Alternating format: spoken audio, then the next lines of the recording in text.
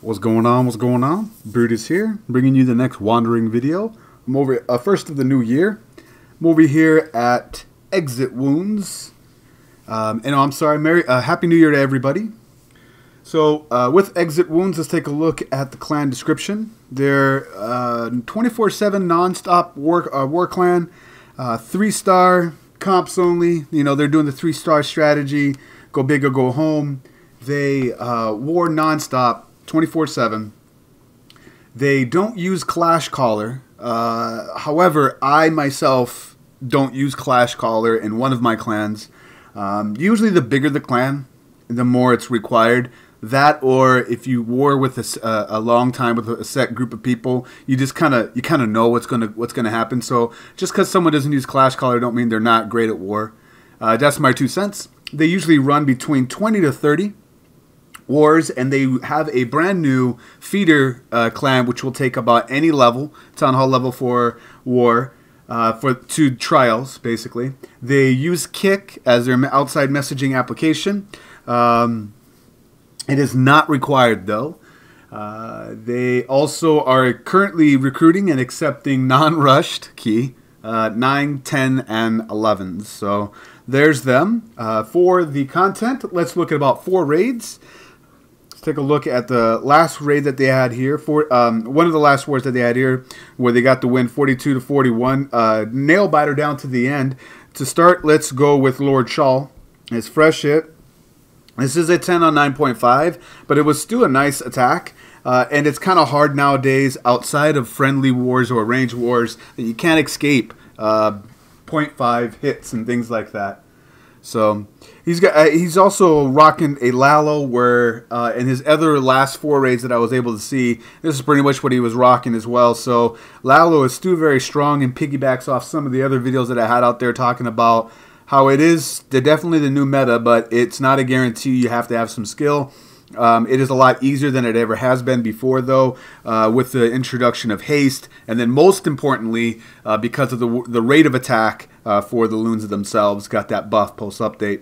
So he sends in his sexy 3033, so jealous I have yet to have that, down to get the queen, an air defense, and the CC out. So with that, then he can go ahead and send in his Lalo portion using haste, semi-spread out base, using haste at the right spots that you want to basically be your hound, your loons, you want to be over the air defense right when the hound pops, just as you see right there, so that when it pops, the next thing that the air defense is going to target, if it's not the second hound sitting there, it's the loons, which help your cleanup troops on the far left. As you see, those pups are going to clean up everything over there while he continues on his Lalo, staying behind the sweeper.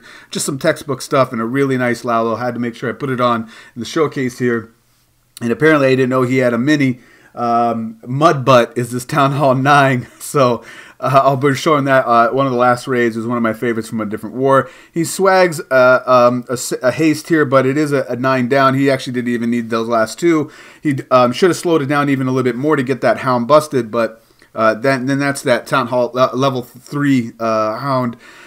It keeps 1 loon for the back end. Down here at the bottom on the trash ring, smart does that so they don't have to chase the time at the end here. So nice hit, Lord Schwal. I'm mispronouncing that, but it's having fun trying, that's for sure. Schwal? Schwal. Shaw? No, I don't know. You're going to have to tell. I'm going to have to phonetically say that in the comments and teach me what it is. Up next, we have an HGHB. That was a fresh hit, by the way. Let's take a look at this one, which is a fresh hit as well. HGHB. As soon as I zoom back out, that'd be great. Starting on the bottom here, he also, iPhenomenal, had a beer run in this war. 2 fresh hits, 3 stars. Baby dragons for the funnel, really nice and strong. Best funnel makers there are out there. Double stacking the wizards on each side because there's high hit point storages, which are going to take a little bit longer to come down than a single wizard would do. And the reason why you want to do that is because of the bowlers. So really, textbook funnel, using just the right troop combinations on the side because of those elements of the base design. Sending in his rage down here with the bowlers, getting some pieces of that. Double rage going down. No jump needed. You know, a lot of people sometimes will use a jump or 2 rages, depending on what the base layout and how they want to path their giants for the HGHB. This was really textbook. The HGHB that I know, which is standard, where you have the double rage and the double heal for the hogs. I mean, he is just going ham with this. Really nice. He's got a healer split where one healer's on the bowlers that are going to clean up the outside, while he still has both abilities in hand and a heal for the end. Although piggies can fly. A little shallow on that heal. I would have kept it a little bit longer, buddy. Maybe dropped it in this clustered section right here, just beyond that wizard tower. I'm nitpicking, though. This still is a nice raid, especially since you still have 2 abilities left in the bag. We'll go to ×2. Corner huts would have been nice to have archers at this point.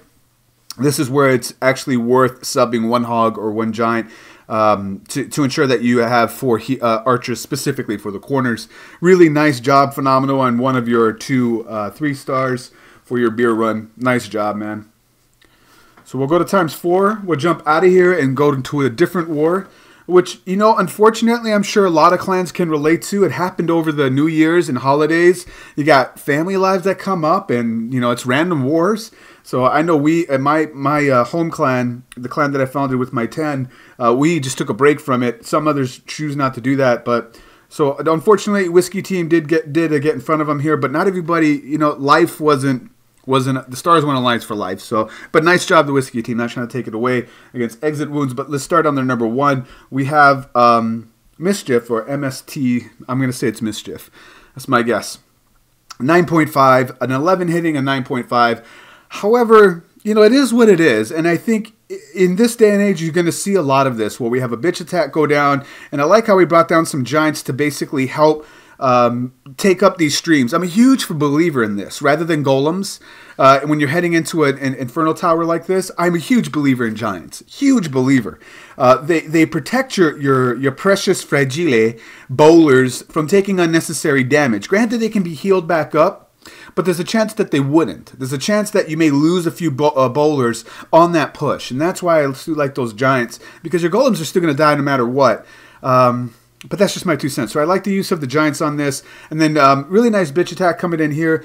It's unfortunate that you know, we have to show dips nowadays, but until Supercell balances the defense and offense weighting the same, you're going to see these kinds of things. So plus the Town Hall 10 and the dip game is not automatic, so I see nothing wrong with showing this type of an attack. Plus, it's also a good showcase of the clan Xit Woundz, that you're going to have a mixed clan like this, and these are the bases and what's going to be called upon you to do in war in order to get those wins.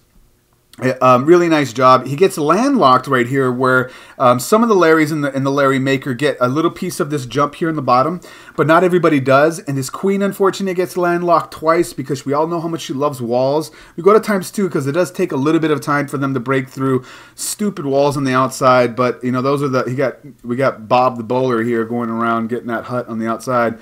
But it does have the bitch attack. It's so overpowering as an 11, given the extra levels and the witches. He doesn't even have level 3 witches, but just the scattering defensive troops. It's really nice that even though you get landlocked towards the end, you can still pull down that 3.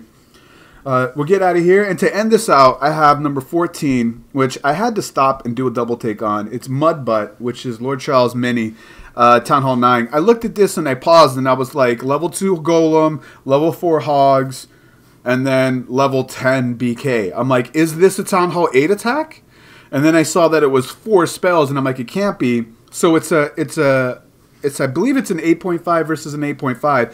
But Mudbutt doesn't have his queen. Doesn't have his queen. And look at these queens, 2027. That's worth showing. I saw that. I was like, damn. Yeah, there's no expo.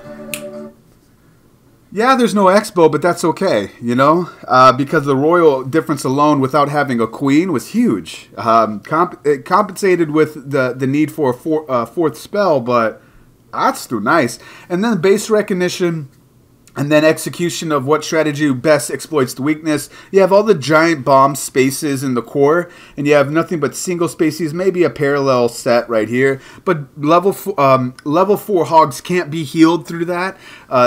That's another thing to be said about this. Level 5 Hogs can be healed through a double giant bomb set, but level 4 can't. So I thought this raid was pretty damn sexy. That freeze trap, man. I really hope that stays in the game. That's a really cool defensive troop. Really cool. As one more giant bomb, the fish out, which most likely is going to be in between there. Nope, that's a ghetto giant bomb. It's going to be up here towards the end. Times 2. Wow, nope, there's all 4. I can't count apparently. Really nice job on this attack. This hobo basically. Given the 3 factors that he doesn't have his queen, that he does low level golem, but level 4 hogs. You know, still susceptible to giant bombs. But there's such poor placement of double giant bombs on this base. So really nice job. And that'll do it for this wandering video. Great group of guys. If you're a hardcore war fanatic, we'll leave it on their top here. They are recruiting. You can go ahead and message them in game, and they'll get you pointed to the right direction. Yep, they have a new feeder clan, any war level, non-rush 9, 10s, and 11s. They use kick; it's not required. Active, non-stop war people, averaging between 20 and 30. Don't use Clash Caller. And if that sounds like, you know, something that floats your boat, go knock on these guys' door. Once again, it's Brutus reminding you, you're going to be better than a double, and I'll check you next time.